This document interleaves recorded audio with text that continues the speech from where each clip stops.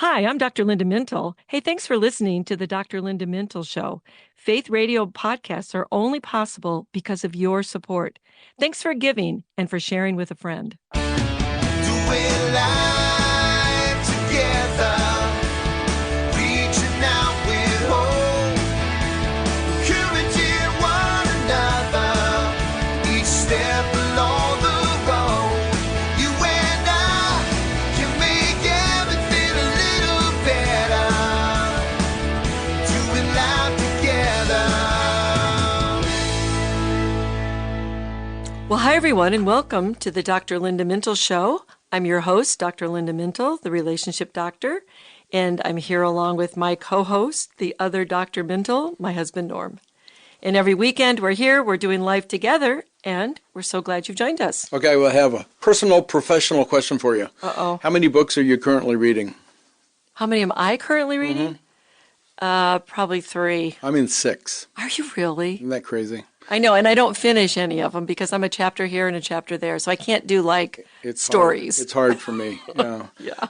It's hard. It's hard because I see something, I want to start reading it, and then it's like... I know. The books come on Amazon a lot. Yeah, we have a lot of deliveries. I like to read. Well, I saw recently an article that caught my attention. It was written by a guy named Michael McQueen. He's an award-winning speaker. He's a business strategist, and he's a trend forecaster. Those people interest me because they're always looking futuristically. He has helped some of the world's best-known brands maintain their relevance. He's written 5 best-selling books, but the book that caught my eye was this one. Listen to this title, Mindstuck. Mindstuck, Mastering the Art of Changing Minds. And I thought, oh, this is a Dr. Linda topic. I loved it. When I saw that, just that name, Mindstuck, it really intrigued me. Yeah, well, it intrigued me when I saw it. And he's speaking to a really important relationship issue in this book. And the questions he's asking, and really he's answering in the book, is how do you motivate people to make change? And boy, if you could do that, just think about all the people that come to me and say, I can't get my husband to, I can't get my children to, I can't get my boss to fill in the blank, right? Right. So what he says is that people get stuck in a rut and they just accept the status quo. But he says there are ways to persuade people to change. So we're going to learn a little bit more about this because in couples and many other relationships, there are times when we really want the other person to change their mind. And McQueen says even the most stubborn people can change their mind. Now, I think God would say that too, wouldn't he, Norm? Well, God specializes and believes and trusts that we're going to change our mind. But he's really, McQueen is saying that there are tried and true ways to persuade others when you need to. Well, I'm a communication guy, and I was going to say, isn't this just about persuasion?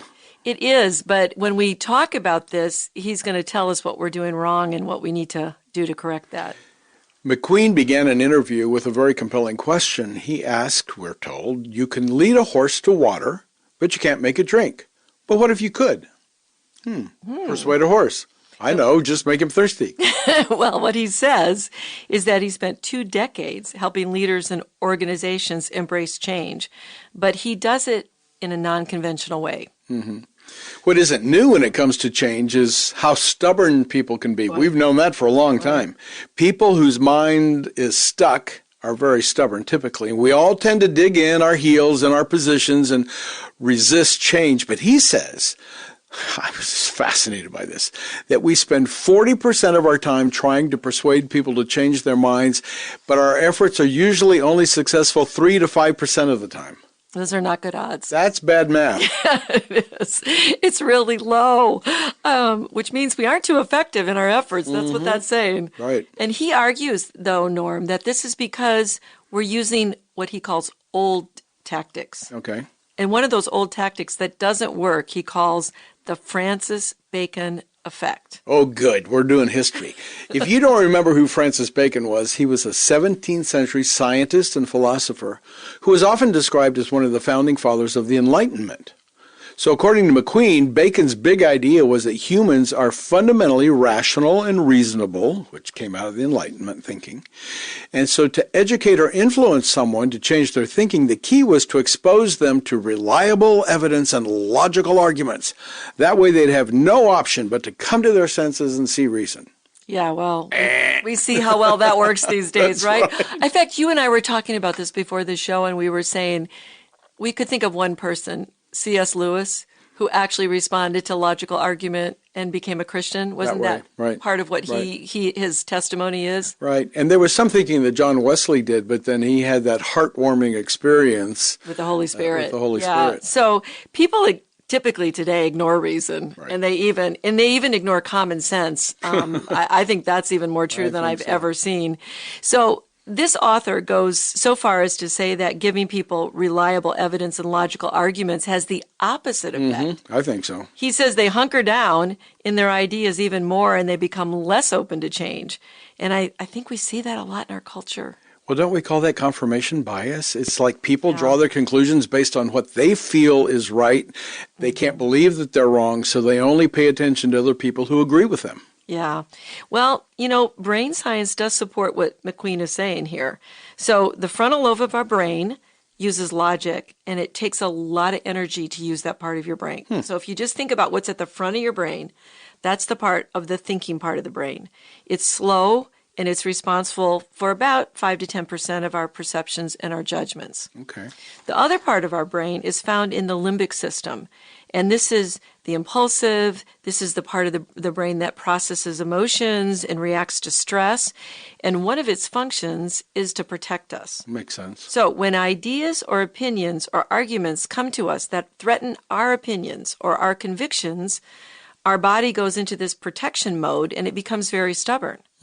And during that time, we don't really hear logic. We don't really hear the reasoning part of things. We're just emotionally reacting to things. And no attempts to persuade us are going to work. Right. So in relationships, let me put that in a relationship mode. The more we push in this emotional state, the more we can expect people to resist us, right? Right. So we know that purposefully provoking people just doesn't work. In fact, we see that all the time in what's called culture wars, right? Yeah, and just think of all the times you've tried to change somebody with pushing your ideas and just going on and trying to tell them, but be reasonable. Think about this. Right. Instead, what McQueen says is that the goal is to really disarm people, not provoke them. Oh, that means keeping the emotions down. Yeah. So I think our best example of this was actually Jesus. Because if you think about it, he constantly disarmed people with his love and his grace. He didn't provoke them, even when he was provoked. Right, that's true. And he is the author of change. In fact, you could argue he was the greatest disruptor of all time.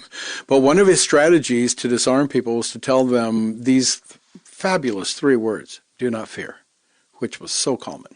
Yeah, so Jesus knew that fear and stubbornness go together. He knew that would activate that part of our brain. And he's all about change and changing our heart, changing our life. And he knows, because he created us, that fear is most often based in a lot of uncertainty, lack of control, loss that people feel. And that's part of what happens when we're facing change. So he constantly tells us not to fear. And what he's actually doing is calming us down so that our thinking brain can actually get engaged. I think maybe this happens more to men, I'm not sure, but it seems to me that if you're faced with the need to change something, you're going to also have to lose some of your pride. It's a little bit humiliating maybe to admit that you weren't right, you didn't have all the answers. And when you're not right and uncertain, you might pretend. I mean, I've certainly seen this with a number of bosses throughout the years. They always had to be right.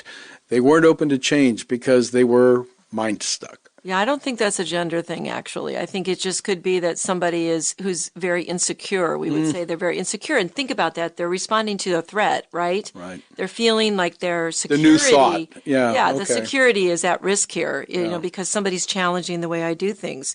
So if we want to change a mind, we have to address that uncertainty or that lack of control that people sometimes feel when we're trying to talk about change. So it's not so much about trying to sell people on the benefits of change.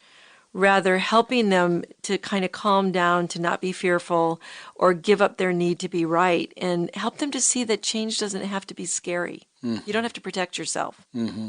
Yet so many people stick to that unfavorable course of action. Why are we humans so stubborn? I think it's our nature, right? Right. We're invested in our own views. They're familiar, they're known, and that gives us a sense of control over our lives. And so we put a lot of effort into proving we're right, and that takes a lot of time and energy. Yeah. Well, the old idea of losing face comes to mind here. Yes, so we stick with the old, refusing to embrace the new. And at times we may think, oh, if I change my mind on this, you know what? What else might not be true? Wow, that's good. You think about how many things you may have invested in emotionally and find out you wasted your time or your energy. But it's okay. It's okay. Why do we have to hang on to that if it could be better some other way? Right. But change is so often the way things get better. They improve, even if we don't like facing them. Right. Rather than just parroting what other people say or what we have always said, change requires us to think deeply about our positions or our behaviors that we've held on to, or to an idea that we're clinging to. So do you remember, I think during the election when Bernie Sanders was running for president? I don't know if you saw these with me. You told me about this. Yeah, I was watching these interviews with college students, and they were all about Bernie. And so they were asking him questions like about taxes, because Bernie was like, you have to pay for everything. He was going to give everything for free. Right. But somebody has to pay for that, right? So he was saying to the students, so would you give up 20% of your income? Oh, yeah. How about 30? Oh, definitely.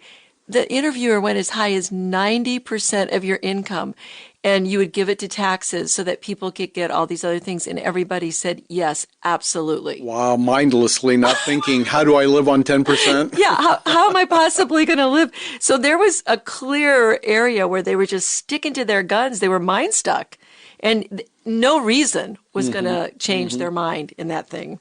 Wow. Well, it makes me think that knowing God, the more we know God and how He thinks and acts, the less fear we have. We can face uncertainty and change a whole lot easier. So that's just such a good point, isn't it? Knowing God. Isn't that really what this is? Now, McQueen doesn't talk about this, I don't think, at all in his book. I haven't read the whole thing, so I can't say, but I don't think there's any indication of this.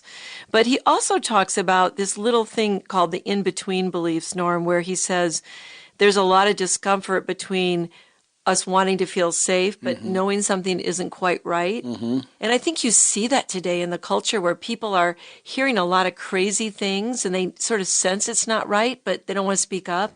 They want to challenge the status quo. And so they stay stuck and they're not thinking through things and they're not making good decisions.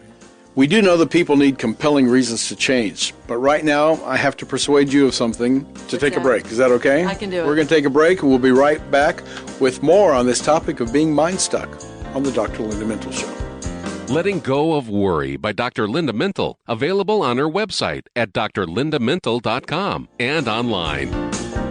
Raising Healthy Kids in an Unhealthy World, available on Dr. Linda's website, drlindamintle.com. and available online where books are sold.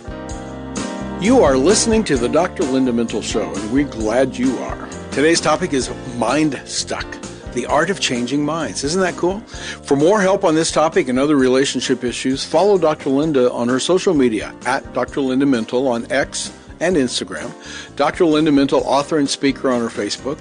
Her website, drlindamintle.com, has blogs and links to many books she's written, and we have our own radio show as a podcast on almost every platform, including now Spotify. Before the break, you said that people might be ambivalent about change, or maybe, in fact, not even want to change at all. So how do we get someone to even consider changing? Well, first you have to acknowledge, we've been talking about this, that change is scary, right? And it's very uncomfortable sometimes for people to make a change because we don't feel in control and we want to, we just want things to stay the way they are, even when they're not good for us. Right. Yeah, even when they're not good for us. So you need to be open to change or it's not going to happen. And it won't matter how persuasive anybody is. So you have to be what we call ready for change and be willing to give up the way that you're doing something and make room for a new way to do things. Especially when you consider what you're doing, you're right. It's my right. We see that in these culture wars everywhere, in every kind of media. People are so polarized They just don't want to change. I don't know how they ever come back together. They seem so glued to their point of view and not willing at all to listen to others. We've lost civility. We've lost discourse in our culture. I know, this seems like it could be a real ministry for somebody, doesn't it, to figure out how to get people to talk again. Right. It's part of what we're talking about here is how are you going to get people to talk when there's been so much polarization that's gone on? And now we know that, there's fear and there's insecurity behind that. I mean, that's part of what we've been talking about. And this whole idea of admitting that you're wrong, it never used to be this difficult for people to say, maybe I don't know everything, maybe I'm wrong. But let me check that out. Yeah. But there is this theory about change that says when you don't admit a problem or think that you're right and don't believe you need to make a change, you're in a stage change called pre-contemplation or pre-contemplative, depending on how you want to say that. In this stage, you're just not ready to see any problem with your behavior or what you're doing at all, and you won't even consider it. And that is really the essence, I think, of mindstuck. So how do you talk to someone when that's the case for them? Because I think most people are just going to give up and say, lost cause.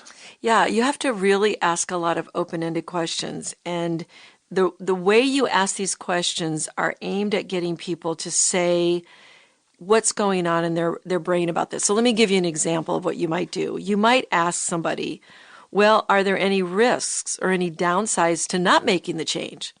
Like if you stay in that state, is there anything that could, happen if you did change or you don't make a change? Like what's your life going to be like if you don't? Or what would happen if you made a change? How would your life be different? How would your wife or husband feel? Would people want to be around you more? Just start asking some questions that make them think about the impact of staying the same. So give me an example of how this works. Let's say you want your spouse to stop smoking. Okay, he tells you his dad smoked and lived to be 90 years old, and he liked to smoke. So you could ask a question like this. You could say, well, is there any chance that you might not live to 90? Does everyone you know who smokes stay disease-free, or do they live a long life? Would you feel better if you didn't smoke? Or what do you like about smoking? Are there any healthier ways to achieve that feeling? So again, just getting them to start thinking about it, asking questions to motivate that person. You're not telling them to change. You're just asking a lot of open-ended questions that might get the person to start thinking about maybe the pros and cons of making a change. And that's going to move somebody out of that pre-contemplative phase. Because it doesn't make them defensive, since you're not telling them what to do. Right. Is that it? Yeah. Okay, you're just getting him to calmly talk about pros and cons of change from his point of view. Yeah, and when you do that, it opens the door to change because the person still feels like they're in control. They feel like they have a choice. And it, like you said, it doesn't make them defensive. You're not trying to fix them. It doesn't feel like that to the person. Instead, you're really asking them about their goals and how their current behavior is getting them toward those goals or keeping them from reaching those goals. So I think Christ is a really good example in this again. He didn't force his will on people. He just disarmed them with love, and he gave them a choice to follow him or not. He offered hope, abundant life, peace, and then he let people think about wanting this for themselves. I like the way civic engagement expert Peter Block says it. He said, quote, "The yes of another person means nothing if they don't have the ability to also say no." There can be no commitment if there's no choice. And that's a very biblical idea. From the very beginning, God gave Adam and Eve a choice. That's right. That's right. And parents use choice all the time when they want their children to make changes. I mean, rather than dictate a mandate, think about it. You can say, well, you can make your bed and go out and play, or you can decide not to, and you're going to be doing some other chores around the house. If that's the case, I mean, you're giving your child a chance to choose, right? The consequences of each choice are explained, and it's a good strategy when you're trying to motivate someone to change. And choice is also a part of good leadership. People are far more likely to do things when you explain the whys of the situation and then give them choices about them, because now they're feeling a sense of control and ownership. Yeah, and it's a critical issue in change when we're dealing with people in therapy as well. I might say to a patient, I would like to talk to you about your alcohol use, but, you have the right to refuse. And do you know that there's a bunch of studies on that, Norm, that when you use those 5 words, you have the right to refuse, that people's desire to change increases tremendously? Wow. Just by giving them that choice. You mean just by saying the words? Yeah. If I say to you, I would like to talk to you about this, but you have the right to refuse. Most people are going to go, no, that's fine. Let's do it. Let's talk about it. Right.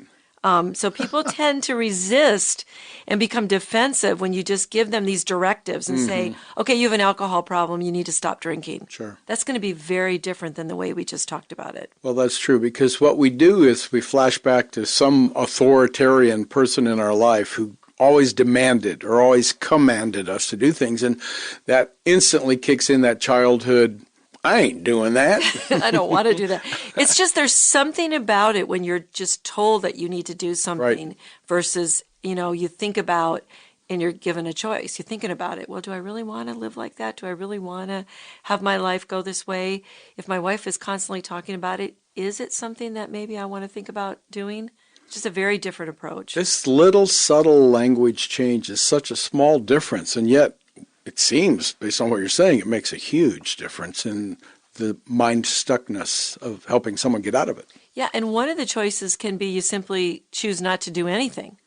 So, for example, I could say, you don't have to stop drinking, but, tell me how that will turn out for you. So you can actually use that choice. Look, you can stay where you are. Or here's another example of that. Don't worry if you can't do it. I'll find someone else who will, or I can even do it myself. Now, don't say it in a manipulative way. Snarky way? Yeah, a manipulative way. But if you say, you don't have to do it, it's fine. I'll find somebody else. I mean, I can actually do it myself. Most people will come alongside you and go, no, I'll help. I want to help. Let me help. Right. And you don't do it to be manipulative. It's just the way that you're saying it. That sounds like a good one to help you get the chores done. It does. It is. And if you add, and if you can do it, I would really appreciate it. It makes people even want to do it more. Or you can say, don't feel obligated. Any phrase like that gives people the power to choose, they usually choose to be helpful and make the change. This idea, it's so simple, but giving people a choice for change seems so basic. But it does make all the difference. And I think you've unlocked a powerful, powerful concept for persuasion. Yeah, and it's really the difference of strong-arming people into change, because that doesn't work because we use fear, we use shame, we use guilt. And when we're doing it the way we're talking about with choice, we're building trust because we're asking questions, we're getting to know the person. It's a positive approach. And when you do this in a positive way that speaks to their internal motivation, that it makes a big difference than when you're trying to get someone to do something for you, rather than focusing it back on what's going on inside of you. Because sometimes when you just ask people, how is this going to help you? How is this going to make you a better person? They'll come up with that internal motivation, and you don't even have to suggest things. And as people of faith, we always want to use the Bible to guide our life. So to question our actions and our heart and make sure that we're living in accordance with God's will allows us to trust God and be much more open to self-examination, introspection, and ultimately change, I would think. And don't you think as Christians, Norm, that we should be doing more self-examination? Absolutely. I mean, the Bible tells us to do that, right? And the psalmist says to examine our hearts. But I don't think we always do that. I think we do get in this stubborn state way too often. And the interesting thing to me is God doesn't beat us over the head to change. So I don't think we should do that with other people. We don't need to exhaust people with arguments to convince them of change. We just need to have our heart softened to this and our mind a little bit open. We need to become tender to the things of God because He is the change maker and He can be trusted. And if we're just open to God, that's going to make a lot of difference in our other relationships as well. Right, and that will help us change our relationship with Jesus. It gets more intimate. That spills over into our other relationships then. We allow God's Word to change us, and then we can pray as the psalmist did, create in me a pure heart, O God. Renew a steadfast spirit within me. And that's when we'll see God move in our lives. So our bottom line here is don't be mind stuck. Don't be stubborn. Don't be reactive. Don't be like the children of Israel, if we want to put a biblical slant on this. Get out of your mind, but put on the mind of Christ. God will give you a heart of flesh for a heart of stone. And we often sing, "Change my heart, O God, make it ever new." Well, let's make this our prayer as we allow God to change us, and then we can help others do the same. Well, that's all the time we have today. Many thanks to my co-host Norm Mintle, who makes this show a conversation, and to our technical producer, Katie Sims.